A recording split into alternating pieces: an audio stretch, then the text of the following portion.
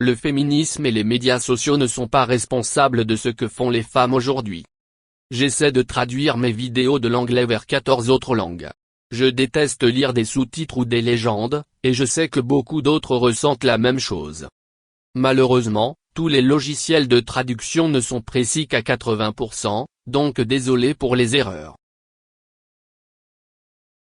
J'ai 58 ans, donc d'après mes propres expériences, je sais que le féminisme, les médias sociaux, le divorce et l'absence du père à la maison ne sont pas à blâmer pour les éléments suivants.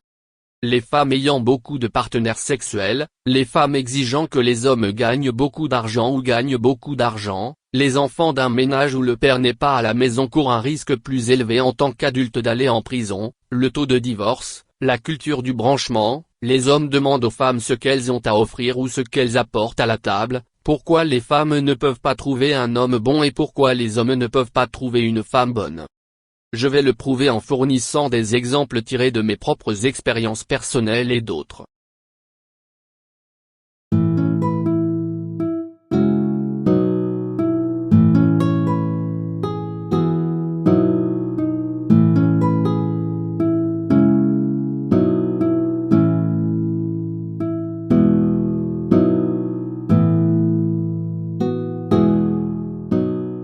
J'essaie de montrer des endroits intéressants dans mes vidéos parce que je pense que les gens préféreraient ne pas simplement voir quelqu'un parler. Cet endroit est la rivière Chicago. Tout d'abord, je vais commencer par quelques données car beaucoup interprètent mal les données. Beaucoup ajoutent des informations que les données n'indiquent pas. Mon diplôme de premier cycle est en mathématiques et statistiques. Il y a environ 2 millions de personnes, hommes et femmes, aux États-Unis qui sont actuellement en prison ou en prison. De plus, il y a environ 15 millions de femmes qui sont mères célibataires aux États-Unis. Ainsi, si toutes les mères célibataires n'ont qu'un enfant, alors tout au plus peut-on dire qu'environ 13% des enfants élevés par des mères célibataires, dans un ménage sans père, pourraient un jour aller en prison. Par conséquent, puisque la majorité des enfants élevés par des mères célibataires ou dans un ménage sans père ne sont pas en prison ou ne vont pas en prison, on ne peut pas dire qu'un enfant élevé dans un ménage sans père est un facteur. Cela pourrait entraîner l'emprisonnement de l'enfant. La seule chose que l'on puisse dire, c'est que les personnes en prison ont en commun d'avoir été élevées dans une famille sans père. Les données ne disent pas que le fait d'être élevé dans un ménage sans père pourrait entraîner l'emprisonnement ou la prison d'un enfant. Je connais beaucoup de gens qui ont été élevés sans père à la maison, et ils sont devenus de grands adultes. Ceux qui ne sont pas devenus de grands adultes ont tous eu des mères abusives ou négligentes d'une manière ou d'une autre. Ainsi, je ferai l'hypothèse que les enfants élevés dans un ménage sans père n'indiquent pas que l'enfant aura des problèmes lorsqu'il deviendra adulte. Être élevé dans un foyer où la mère est violente ou négligente est le véritable indicateur que l'enfant aura des problèmes lorsqu'il deviendra adulte. De plus, parce que la mère est une personne violente, c'est pourquoi il n'y a pas de père dans la maison. Dans les années 80, j'ai suivi un cours sur le mariage et la famille au collège, dans une université, et le taux de divorce n'était pas vraiment élevé. Ce n'était pas vraiment plus de 60%. Ce qui a rendu le taux de divorce élevé, c'est que les mêmes personnes divorcent encore et encore. Étant donné que le taux de divorce n'a pas vraiment changé au fil des décennies, cela signifie que cette tendance est probablement la même et sera toujours la même. Le vrai taux de divorce est d'environ 40%. Issus de la même classe, les chercheurs ont découvert qu'en comparant le jour où les gens se sont mariés à la date de naissance de leur premier enfant, aux États-Unis et en Angleterre, plus de 60% de ces couples ont eu leur premier enfant dans les 6 mois suivant le jour de leur mariage. Ainsi, au cours des 200 dernières années, la plupart des femmes aux États-Unis et en Angleterre étaient enceintes avant de se marier. Dans les années 50, après que le Parti communiste a pris le contrôle de la Chine, le Parti communiste a légalisé le divorce. Il y avait maintenant tellement de femmes qui voulaient divorcer que les tribunaux chinois ont été bloqués pendant 2 ans. Vous ne pouvez pas blâmer le féminisme pour le taux de divorce. De plus, toutes mes tantes ont maintenant entre 70 et 80 ans. Certains des amis de ma tante m'ont dit que l'une des raisons pour lesquelles ils avaient divorcé était parce qu'ils écoutaient leurs petites amies, ou ce que certains appellent la fraternité, leur disant qu'elles pouvaient faire mieux. De plus, toutes ces femmes, après leur divorce, cherchaient des hommes de grande valeur. Ils voulaient tous échanger et trouver un homme qui était meilleur que leur ex-mari. Mieux regardé et gagner plus d'argent. Cela se passait dans les années 70 et 80. Ainsi, avant il y avait le féminisme moderne. Aucune d'entre elles n'a pu échanger, et les femmes, la fraternité qui a dit à ces femmes qu'elles pouvaient faire mieux, n'ont jamais non plus trouvé d'hommes de grande valeur. Le mauvais côté est que ces femmes plus âgées disent aux jeunes femmes d'aujourd'hui de faire les mêmes choses qu'elles. Dans les années 80, certaines de mes amies m'ont dit que certaines mères de leurs amis disaient à leurs filles d'épouser un homme de grande valeur. De plus, de nombreuses mères donnent encore aujourd'hui à leurs filles le même conseil. De plus, dans les années 70, 80 et 90, beaucoup de femmes célibataires et de mères célibataires disaient qu'elles n'avaient pas besoin d'un homme. Dans les années 90, je suis sorti avec une mère célibataire nommée Michelle, qui m'a dit que cela ne la dérangeait pas de mourir seule comme leur mère et leur tante. De plus, 4 de mes oncles sont morts à la fin des années 90, et ils avaient tous entre 70 et 80 ans. Ils ont décidé de ne pas se marier et sont simplement passés de femme en femme. Il y avait beaucoup de mères célibataires dans les années 1960 et 1970. Dans les années 1950, 1960 et 1970, si vous étiez un pauvre adolescent blanc ou noir, vous ne pouviez pas cacher la naissance de votre enfant et vous ne pouviez pas vous faire avorter. Donc, vous et votre famille deviez vous en occuper. De plus, dans les années 50 et 60, il y avait des poules de secrétariat. Il y avait beaucoup de filles qui avaient obtenu leur diplôme d'études secondaires, et l'un des seuls emplois décents qu'elles pouvaient obtenir était celui de secrétaire. Ainsi, vous aviez beaucoup de jeunes femmes célibataires sur le lieu de travail. Comme le dit le dicton des années 50, les vendredis soirs sont pour la petite amie et les samedis soirs sont pour la femme. Comme mes oncles étaient tous dans l'armée à un moment donné, j'ai eu des cousins que je n'ai jamais rencontrés à Hawaï, au Kentucky, en Idaho et ailleurs. De plus, j'ai peut-être des cousins en Corée et au Vietnam. Un de mes oncles m'a dit que les femmes asiatiques ne sont pas soumises. Elles le font juste différemment des femmes américaines. Ma tante est allée au lycée dans les années 1960, et elle m'a dit qu'elle en avait appris plus sur les différents types de renversements, ou sur les différents types d'actes sexuels des filles blanches. Alors, où les filles blanches l'ont-elles appris? De plus, les cours d'éducation sexuelle ne parlaient jamais des différents types d'actes ou de positions. Les gens oublient que pendant la Seconde Guerre mondiale, l'armée a donné des préservatifs à ses soldats parce qu'elle savait que les hommes en auraient besoin. De plus, après leur retour en Amérique, de nombreux soldats ont déclaré que les femmes en Europe étaient plus ouvertes en matière de relations intimes. Comment le sauriez-vous si vous n'essayiez pas d'utiliser les préservatifs avant de partir? Nous sommes des hommes. Nous ne changeons pas.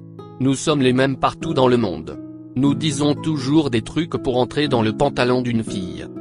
Par conséquent, tous les hommes sur les sites de rencontres que les gens appellent des simps ne font que pratiquer leur jeu. Dans les années 70, j'ai rencontré un vieil homme blanc, et il nous a raconté des histoires sur sa vie en grandissant. Il a dit que maintenant nous avons des téléphones dans nos maisons et des magazines féminins dans les rues. Il a dit qu'il se souvient quand sa ville a eu son premier téléphone. C'était un téléphone public, et il était situé à la périphérie de la ville. Il a aussi dit que l'opératrice avait une jolie voix, c'était dur, mais ils ont réussi. En 2004, j'ai rencontré un homme du nom de Wayne, qui avait plus de 70 ans et qui est blanc. Dans les années 50, quand Wayne avait 20 ans, il était marié. Un jour après le travail, Wayne et 2 de ses amis sont allés de l'Ohio en Floride pour les vacances de printemps et se sont bien amusés. Aucun des hommes n'en a parlé à leur femme jusqu'à leur retour en Ohio. Tous sont divorcés. Le fait est que les vacances de printemps avaient lieu dans les années 50. De plus, les gens oublient que le contrôle des naissances ou la pilule sont devenus publics à la fin des années 50. De plus, n'oubliez pas les hippies et l'amour libre des années 60. Dans les années 70, le VIH ou le sida s'est répandu rapidement dans le monde et est arrivé aux États-Unis en 1976 parce que les gens avaient beaucoup de relations. Cela signifie que beaucoup de femmes dans les années 60, 70, 80 et 90 faisaient les mêmes choses que les femmes font aujourd'hui. À l'époque, les gens le cachaient davantage et n'en parlaient pas autant. Les médias sociaux viennent de le rendre plus facile et acceptable. Ainsi, rien de tout cela n'est dû au mouvement féministe. Tout cela signifie que les femmes utilisent le féminisme pour justifier ce qu'elles font depuis 50 ans. Ainsi, le féminisme n'est pas à blâmer pour tout ce que les femmes font aujourd'hui. De plus, les femmes ont toujours poursuivi les Tyrone, les Tchad ou les mauvais garçons. Pour mes téléspectateurs étrangers, Tchad ou Tyrone est une catégorie d'hommes qui sont beaux et qui ont de l'argent. Dans les années 70 et 80, parce qu'il y avait plus d'hommes à l'université que de femmes, les filles avaient le contrôle. Cela signifie également que peu importe s'il existe ou non une règle de 80-20 pour les applications de rencontres, les femmes feraient et agiraient de la même manière parce que c'est ainsi que cela a toujours été. Dans les années 1980, quand j'étais à l'université, j'étais à une fête avec mon ami, dont le nom était Marc. Marc est blanc. Il y avait une fille nommée Bess qui était aussi blanche. Bess nous a dit qu'elle ne sortirait qu'avec un homme qui a une voiture, une moto, son propre appartement, et elle a mentionné quelques autres exigences. Moi, Marc et quelques autres hommes avons posé la question suivante à Bess. Si l'homme doit avoir toutes ces choses, alors qu'offrez-vous? Qu'apportez-vous à table? Ainsi, les hommes ont toujours posé cette question aux femmes. Dans les années 80, quand j'étais à l'université, j'ai emmené plusieurs filles à des rendez-vous, et après le rendez-vous, elles m'ont dit qu'elles avaient des petits amis. Cependant, quand ils étaient tous dans leurs 2 dernières années à l'université, ils voulaient tous être avec moi. Les femmes ne datent pas, et maintenant ces femmes devaient rivaliser avec toutes les nouvelles filles qui commençaient à peine l'université.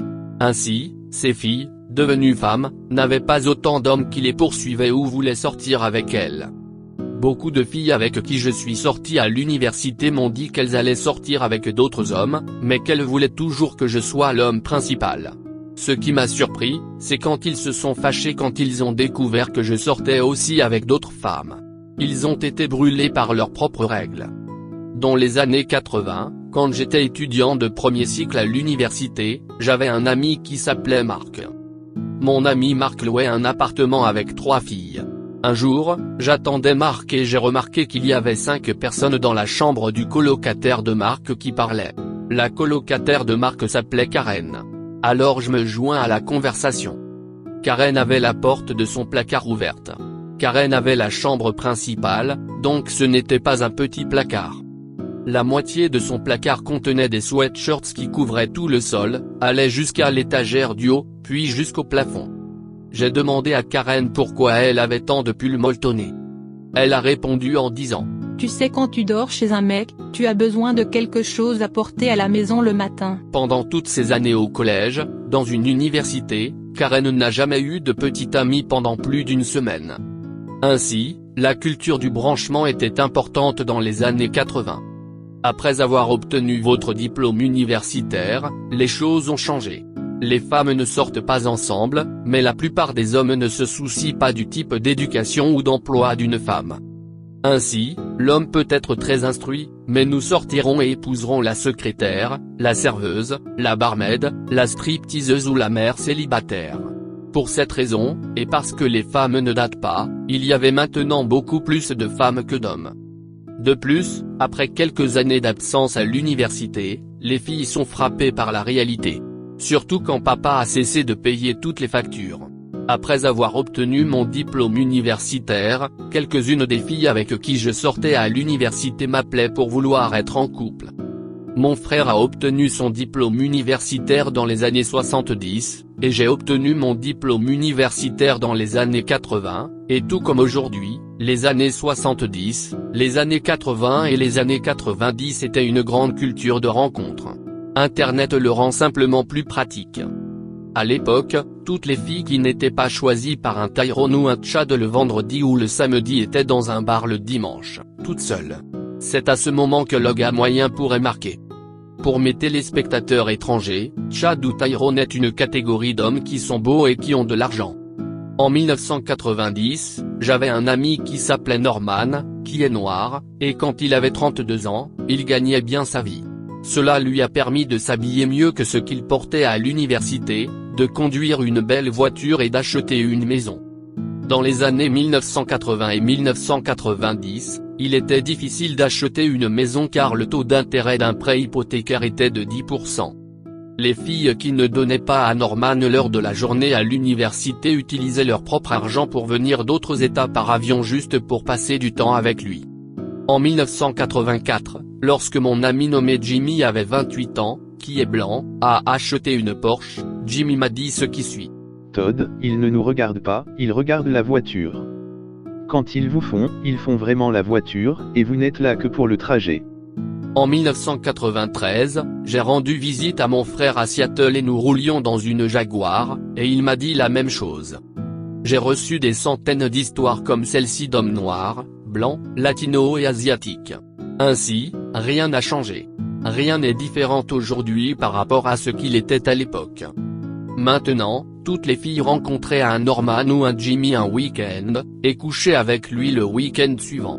Après, Jimmy ou Norman n'appelleraient jamais. Ainsi, la fille trouverait un autre Jimmy ou Norman et recommencerait le cycle. Comme je l'ai dit plus tôt, dans les années 80 et 90, toutes les filles qui n'étaient pas choisies par un Tyrone ou un Chad le vendredi ou le samedi étaient dans un bar le dimanche, toutes seules. C'est à ce moment que le gars moyen pourrait marquer. Il n'y a que 52 semaines dans une année, et si vous soustrayez les vacances, cela vous donne 15 à 20 gars que ces femmes ont eu des relations sexuelles en un an. En fait, cette fille avec qui je sortais a dit à mon ami que si Todd me donne un engagement, j'arrêterai de voir d'autres hommes. Ainsi, dans les années 70, 80 et 90, de nombreuses femmes dans la vingtaine roulaient à travers les hommes. Jimmy ou Norman n'appelleraient jamais parce qu'ils savaient que s'ils n'avaient pas la voiture qu'ils conduisaient, aucune de ces filles ne leur donnerait l'heure de la journée. Ce sont généralement le genre de femmes qui ont traversé des hommes dans la vingtaine. Alors maintenant, c'est au tour de Jimmy ou Norman de parcourir les femmes. Par la suite, à cause du ressentiment, Jimmy ou Norman font les mêmes choses qu'on leur faisait quand ils avaient la vingtaine. C'est l'une des raisons pour lesquelles de nombreuses femmes ne peuvent pas trouver un homme bon et pourquoi beaucoup d'hommes ne peuvent pas trouver une femme bonne. Il y a un dicton qui dit que le gentil garçon finit par avoir la fille.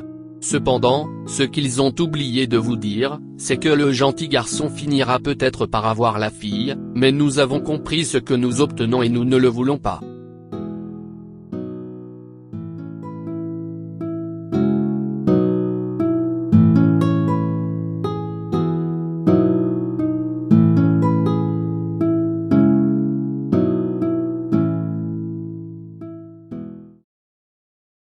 Merci d'avoir regardé. Veuillez cliquer sur le bouton j'aime, vous abonner, laisser un commentaire et partager cette vidéo. Pour tous mes téléspectateurs étrangers, la plupart des logiciels de traduction ne sont pas exacts à 100%. Donc, désolé pour les éventuelles erreurs. Pour obtenir une copie gratuite de ma musique, rendez-vous sur mon site web. N'oubliez pas que ma musique n'est qu'une musique de fond. Pour l'instant, ma musique est gratuite, mais si je dois commencer à payer pour des services supplémentaires, je devrais peut-être fixer un prix pour le téléchargement. Si vous voulez savoir comment créer votre propre musique, allez sur mon autre chaîne YouTube et cherchez le mot GarageBand. Créer sa propre musique est facile. Je l'ai fait et je ne sais pas jouer d'un instrument de musique. Si vous voulez savoir comment traduire une vidéo dans d'autres langues, allez sur mon autre chaîne YouTube et cherchez le mot traduire. Les liens sont dans la description ci-dessous.